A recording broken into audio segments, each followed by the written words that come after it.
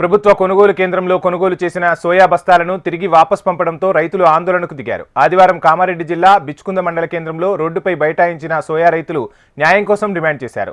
కొనుగోలు చేసిన సోయా బస్తాలు తిరిగి ఎలా పంపిస్తారంటూ బిచ్కుంద సొసైటీ కార్యదర్శి శ్రావణ్ను నిలదీశారు. తేమ శాతం సరిగ్గా రాలేదంటూ కొనుగోలు చేసిన సోయా బస్తాలను తిరిగి వెనక్కి పంపడంతో బిచ్కుంద మండల కేంద్రంలో సోయా రైతులు రోడ్డుపై బైఠాయించి తమ నిరసన వ్యక్తం చేశారు.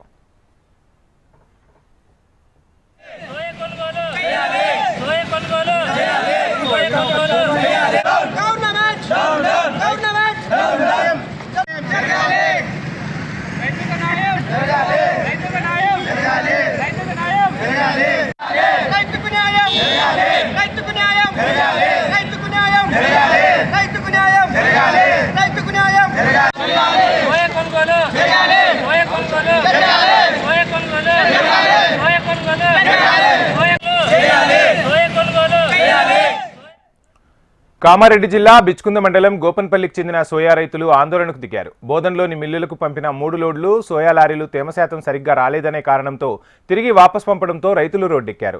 సొసైటీ ఆధ్వర్యంలో కొనుగోలు చేసిన సుమారు 800 క్వింటాల సోయా బస్తాలను అర్ధాంతరంగా వెనక్కి పంపడం ఎంతవరకు సమంజసమంటూ రైతన్నలు ప్రశ్నించారు. సోయా నాణ్యతను పరిశీలించిన అనంతరమే సొసైటీ అధికారులు కొనుగోలు చేశారని, ఇప్పుడు రైతులకు తిరిగి వాపస్ చేయడం ఎంతవరకు సమంజసమంటూ ప్రశ్నిస్తున్నారు రైతన్నలు.